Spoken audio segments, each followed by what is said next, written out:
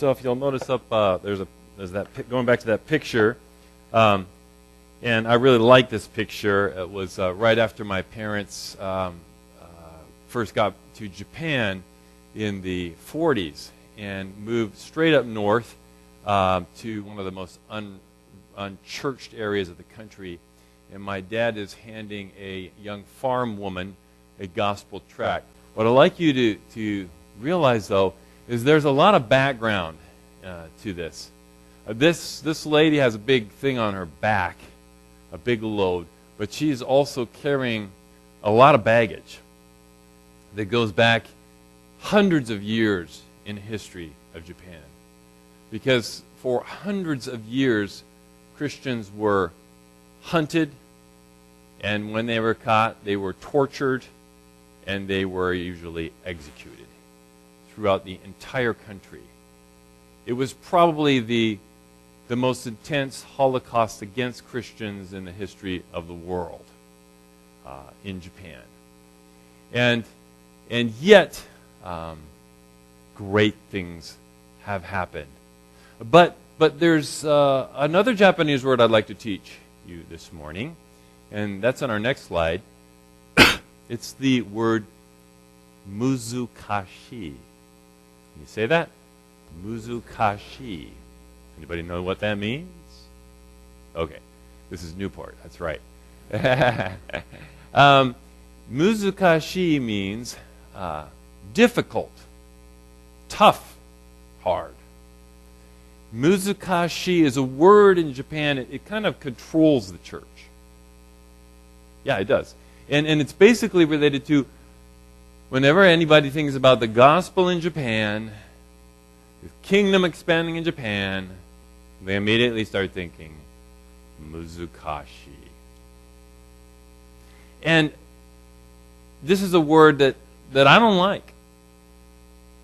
And it's a word that I like to see kicked out of the church. But let's go. The next slide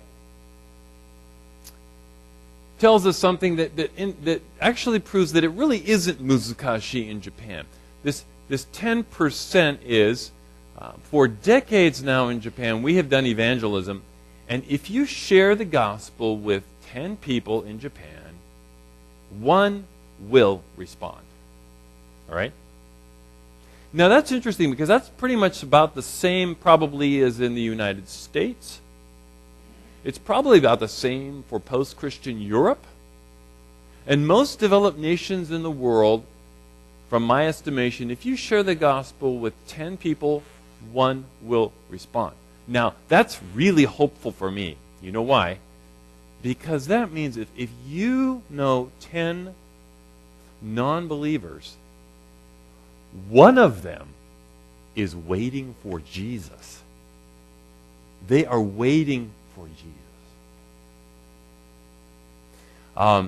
Now, some of you, I know everybody here is really aware of what happened in Japan 6 years ago because our country moved 8 feet and it started this wave that you saw some of what the results were here on your beaches, right? And hundreds of miles of coastline were taken out by our tsunami, and then we got our nuclear meltdown to add to it. 1 year after that happened, I started seeing things in the nuclear zone and in the tsunami zone that blew my mind. Because if you shared the gospel with 10 people, it wasn't 1 or 2 or 3 or 4 or 5 or 6. We were seeing around 7 people. That's our next number. 70% response rate to the gospel. It just blew everything out that we'd ever hoped or dreamed in our prayers. And so you would think 6 years away from that amazing opportunity, we would see in Japan something like never before with the churches expanding. But the reality is, in the next slide, last year, and the year before that, and the year before that, and probably this year, we are seeing 1.26 million people every year die without Jesus in Japan. 1.26 million people, and 1 in 10 or more of them were waiting for Jesus. Next slide tells us that, now this is hard to believe, 65% of our churches in Japan do not see anyone come to Christ in a year. In the whole year. More than half of the churches, not a single salvation. Next slide. Actually, last year, the Christian population in Japan dropped by 0.4%. Less than we even had the year before. And 1/4 of churches in Japan now have no children's ministry whatsoever. It is a death sentence for a church. And in a few years, half of the churches in Japan will have no pastor. We have not bred leaders. The church in Japan is in a major crisis. We just had the greatest opportunity that we have ever dreamed, and we are facing a horrible crisis. In the midst of China, the church has exploded. Korea, the church has exploded. The Philippines, the church has exploded. All around Japan. So what is going on? And I think it brings us to our scripture today that I'd like to focus on. Is simply that. Matthew 28:18-20, which is known as the Great Commission. And this is, well, great, perfect verse for the missionary to preach on, right? This is not a verse for missionaries. No, because when this was actually spoken, there wasn't any missionaries. It's not the pastor's verse because there wasn't any pastors. This is a verse, this is directed towards Jesus' disciples. Let's read it together. All authority in heaven and on earth has been given to me. Therefore, go and make disciples of all nations. This is where we are in Japan. We are not making disciples. And anywhere in the church, anywhere in the world where the church has not done this, where has not really gotten this, the church goes away. Because this is the core of cores. This is Jesus' last words at the very end of the whole. This is his climactic last statement.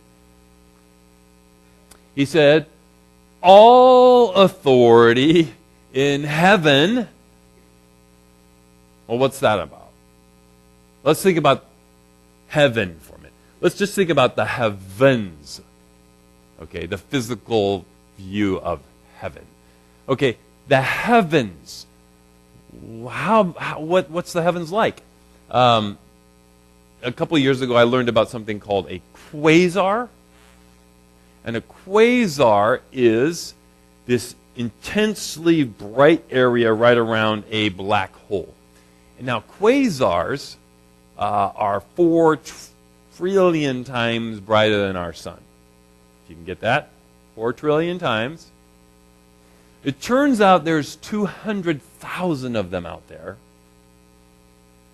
And the closest one to us is 3 billion light years away. 3 billion light years away. And I'm already seeing this glossed over look across many faces there because it's like, oh man, I can't get that. We can't get that. And Jesus has all authority over all that. All authority in heaven and on earth. Okay, well let's shrink it all the way down now. Let's take it to the other side. Something maybe we can deal with, our little clod in this galaxy. And let's take one little tiny slice of that, the field of zoology. Okay. Now, what was the first job that mankind was given?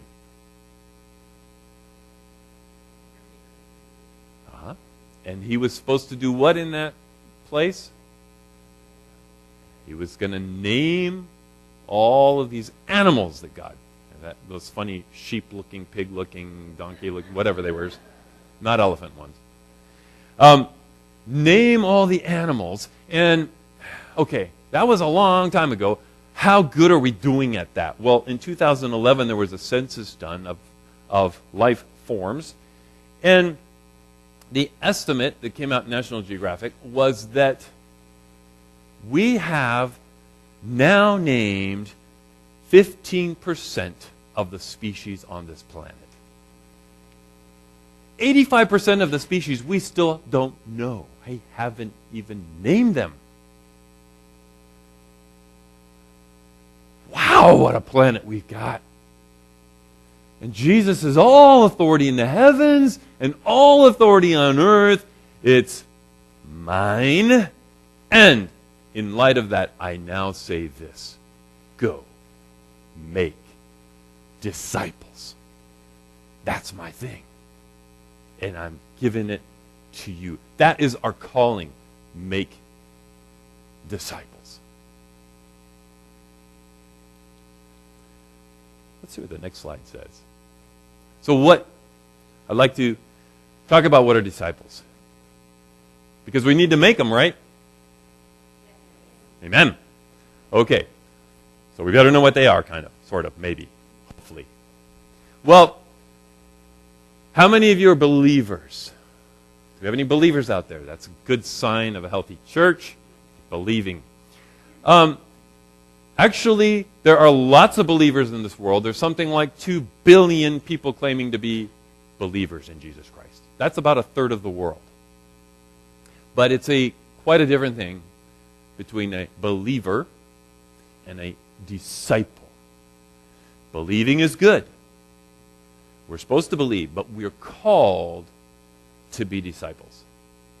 Now, a disciple, simply put, would be something like, next slide, disciples follow the master. Can we say that? Disciples follow the master. Or, disciples, next slide, do what the master does. Disciples do what the master does. Pretty simple, pretty cut and dried. And what does the master do? Jesus, in his 3 years of ministry, well, the climax was, of course, the cross and the resurrection, but those 3 days aside, Jesus was making disciples. That was what he was about. So what we come to is a disciple. Are we a disciple of Christ? A disciple makes disciples. We do what the master does. And that means we make disciples. It's not the missionary's job. It's not the pastor's job. It's every disciple's God-given calling. Now, you may say, well, I don't know how to do that. How do you make disciples? Well, how many of you are parents? Now, did every one of you know how to be a great parent when you went to the hospital that day? Especially the first time around? We didn't have a clue, right? And yet somehow we got into that thing. And discipleship may be something like that. But discipleship is probably a good starting point, I think, is with the gospel. Discipleship starts with the gospel. Now, if you look over here, we've got this wonderful instrument right here. And if I was to go over here and touch the ivories I would traumatize you all. I would humiliate myself. I love the piano. I love piano music. But I don't have a clue how to do it. So fortunately, I won't. Now, I think a lot of Christians are that way with the gospel. They know what the gospel is. They love the gospel. But they don't know how to play the gospel. They don't know how to play the gospel. And there's a lot of ways to play the gospel. Look at our next slide. There's all kinds of ways to play the gospel. And are we able to play it? How many of you play an instrument? Okay. How long did it take to do that? Remember your mom saying, get in there and practice that piano for, how many minutes a day? Or any other skill, you have to learn it, you have to practice it, and then you polish it. What is more important than the gospel? Learning to play it, learning to play it well. And every one of us has that great opportunity. And so, in Japan, we realized that there's different kinds of people, and they like to hear things communicated a certain way. And we've also learned that every Christian has a story, a Jesus story. And it's a good story. And it deserves to be told well. But the problem we found in Japan is that most Christians cannot tell their story well. And so, in training hundreds, we began to learn, and we go back to that last slide, though. And so, this is just one of our next new things that we're doing right now, is we have a website now where people can go online, Christians in Japan, and they can follow the guidelines and write their story into our template. And these are 2 ladies' templates. And then next we have 2 men's templates. And then we also have 2 senior citizens' templates. And they will write their story into this, and in a couple weeks they will get in the mail a stack of little books with their personal name on there. Glenn Small, we'll hold back on the slides. Glenn Small and my story, or my miracle. And it'll be beautiful.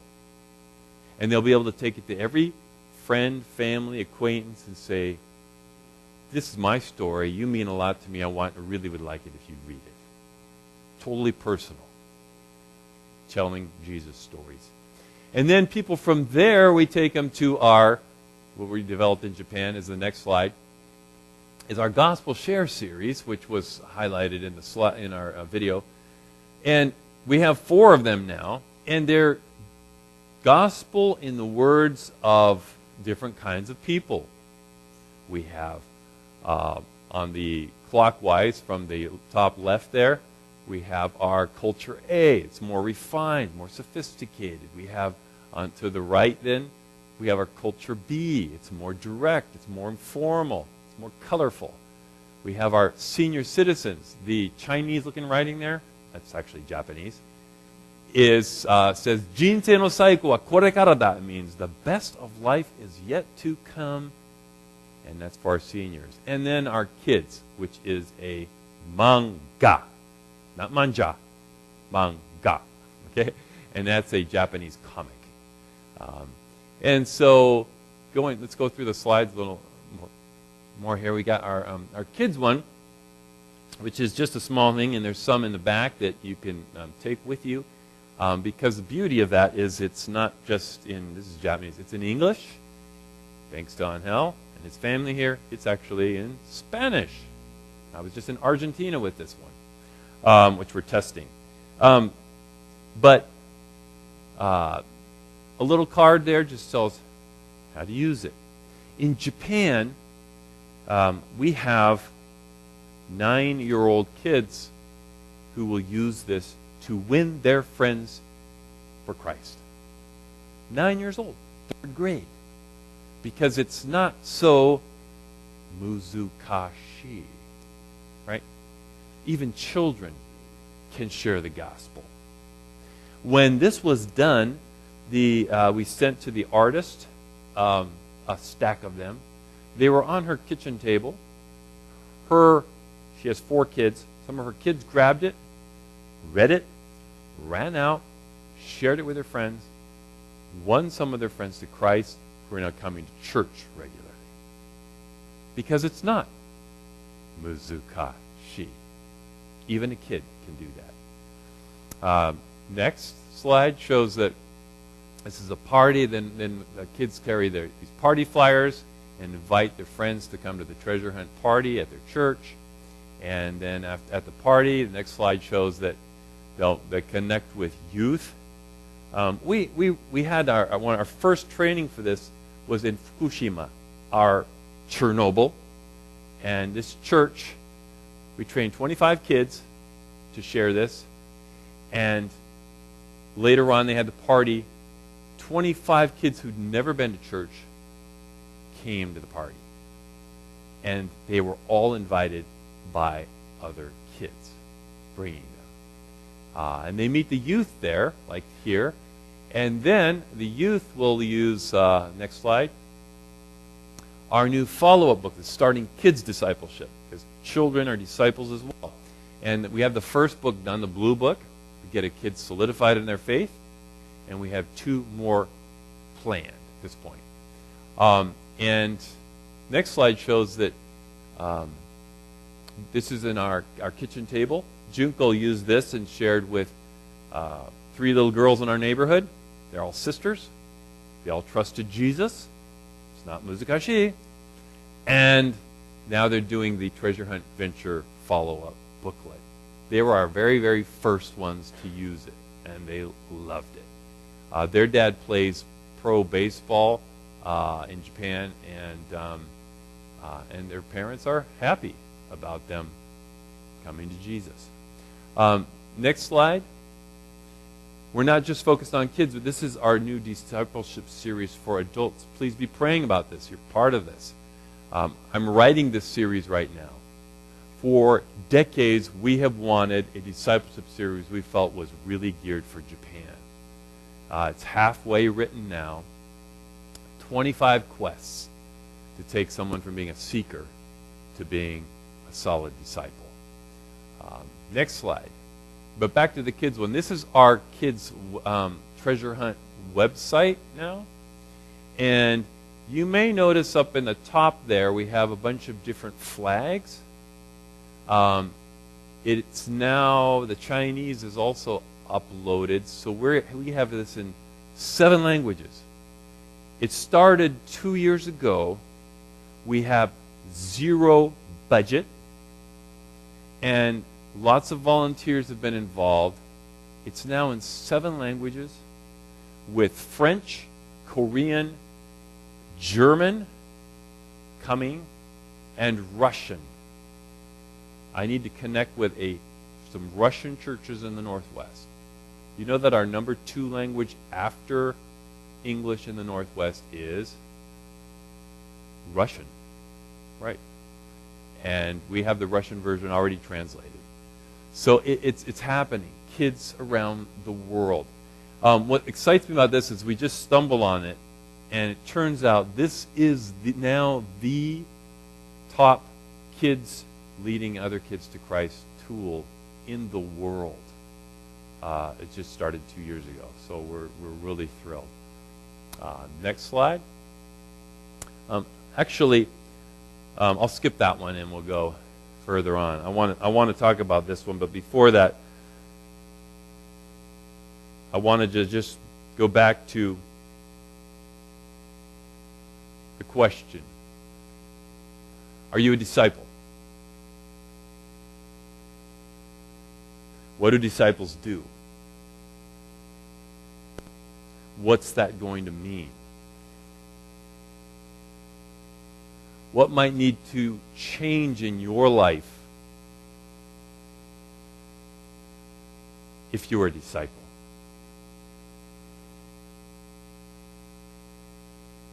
Good questions for us to consider on a regular basis. I want to close with this story. I mentioned that the church in Japan is in crisis. And sometimes it's easy to get discouraged with what is happening. But I like to keep my eyes on the possibilities.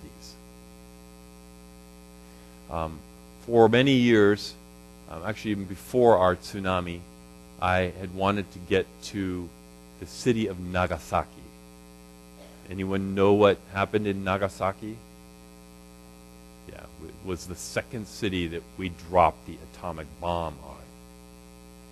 And June and I had the opportunity this spring to finally get there. And there was two places that moved me greatly. One was standing at the place where they dropped the bomb. And then the other one was this place. This is a hillside looking over the city of Nagasaki, and this is the crucifixion site of the 26 saints. And what happened was, we're looking at 400 and something years ago. The Japanese government, shogunate at that time, was trying to control out-of-control Christianity in the country. And they rounded up 26 or so people in Kyoto, the city, the country's center, and they cut off an ear of these Christians, priests and believers, each cut off an ear, and with the blood dripping down their clothing, they marched them for 1 month in the cold of January to the southern city of Nagasaki. And when they all got there, there was 26 crosses waiting. The head priest saw his cross, and he kneeled down, and he embraced it. And every one of them did the same. And then they crucified them before probably 4,000 spectators. You know, as I've been around the world working with kids, I've constantly asked, can kids really do that? Can children lead others to Christ? Can children be disciples of Jesus? There's a lot of doubt. But you know, next slide shows there's the 26. There's some smaller figures in those in that group. There was actually 3 boys in the group. There was 14-year-old Thomas, they had Christian names. There was 13-year-old Anthony, and there was 12-year-old Louis Ibaragi. Louis, on his cross, 12 years old, sang hymns until his last breath before 4,000 people. Can children be disciples? Is there any greater discipleship than that? Can children speak of God to others? Maybe more so than anyone. And as I looked at that, stood at that monument, and I went, I have so much hope for the future. This is Japan. I'm from the U.S. I don't know of anyone crucified on my country, on this land. And yet, boys were crucified for their faith because they believed in Jesus and they were going to follow him, even to that extent. And so I am, wow, I will consider it a great privilege someday if I could stand in the company of someone like Luis Ibaragui. And sometimes I wonder if it isn't children that are the key to fulfilling the Great Commission and maybe showing what discipleship is all about. I'd like to close with prayer. Lord Jesus, we want to do what you say to do. And we want to be what you say to be. Help us to be faithful disciples. Disciples that make disciples. Bottom line is, we want to see you glorified because we love you. In Jesus' name.